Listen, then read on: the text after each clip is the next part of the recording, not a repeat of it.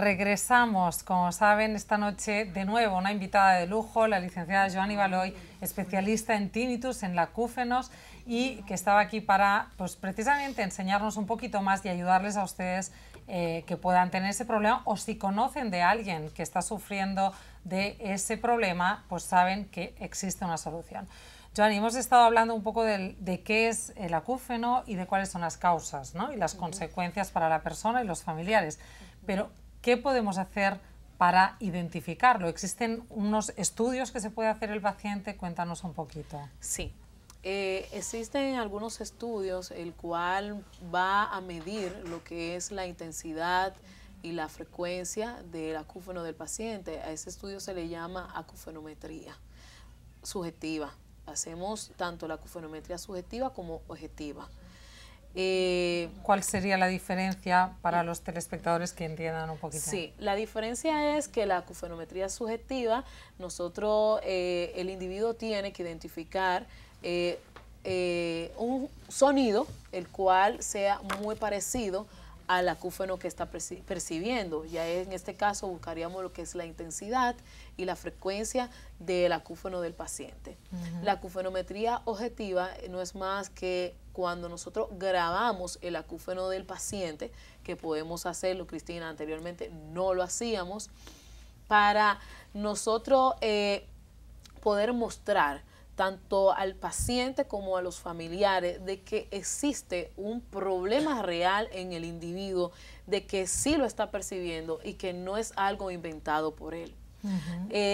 Cuando nosotros realizamos lo que es el estudio de la acufenometría, también aplicamos unos tests psicológicos al paciente o test de incapacidad del acúfeno. Con eso podemos saber el grado de incapacidad que tiene el individuo sobre su acúfeno. ¿Quiere decir el grado que lo acepta o cómo le molesta? ¿Sí? ¿Cómo ¿No? le molesta? Vale. Exactamente. ¿Cómo le molesta eso? ¿Cómo repercute en su vida diaria? Si esto interfiere en su vida cotidiana, nosotros podemos detectarlo por ahí y a través de los resultados que nos arroje, entonces hacer un buen abordaje terapéutico con el paciente. Yo creo que lo que está diciendo Carlos es muy interesante, lo hemos visto en otras ocasiones, hablábamos hace unas semanas con la doctora que está llevando el programa de ayuda al Parkinson en la Fundación Activa 2030, la doctora Castillo, y precisamente hablaba también de lo mismo que tú estás diciendo, es decir, que al final no es solo detectar, sino que haya un tratamiento y que se involucren varios aspectos de la vida de la persona, ¿no? Para mejorar su calidad de vida. No es solamente detecto que tú tienes este problema, sino que además te digo qué estilo de vida o qué tienes que hacer o en qué te está afectando, ¿no? Exactamente, exacto. Sí, resulta que entre los tinnitus, entre los acúfenos, hay una familia que serían los pulsátiles, que son casi siempre derivados de un problema vascular. Es decir, casi la persona puede llegar a escuchar el propio bombeo de su sangre. Exacto. En este caso, son unos tipos de tinnitus que normalmente el médico, a base de una serie de medicamentos específicos, el otorrino puede llegar a hacer que disminuyan. Pero cuando estamos hablando de los tinnitus ya dentro del oído o dentro de la cabeza, en este caso la cosa cambia bastante porque a la persona le cambia realmente la vida. Y hay una forma de clasificación que es los que tienen o tenemos acúfenos ocasionales que podemos convivir con ellos, igual que convivimos con nuestra respiración o convivimos con el sonido de nuestros latidos del corazón, pero luego existe lo que se llama el acúfeno problema. Es decir, esas personas, el acúfeno crónico o acúfeno problema, que lo identifican como algo terrible, como algo con el que no pueden vivir, como algo que les da una manía tan persecutoria que les convierte automáticamente en algo, la vida en algo difícil de poder llevar. Exacto. Y es en este caso, con lo que comentaba la licenciada, cuando con la acufenometría subjetiva, sabiendo el tono exacto y sabiendo la intensidad, por un lado. Por otro lado, con los test específicos, para ver el grado de incapacidad, que entonces tiene una cifra, grado de incapacidad del 36%, grado de incapacidad del 44%, después, a medida que podemos llevar los consejos terapéuticos y terapia, se puede ver cómo eso se va rebajando.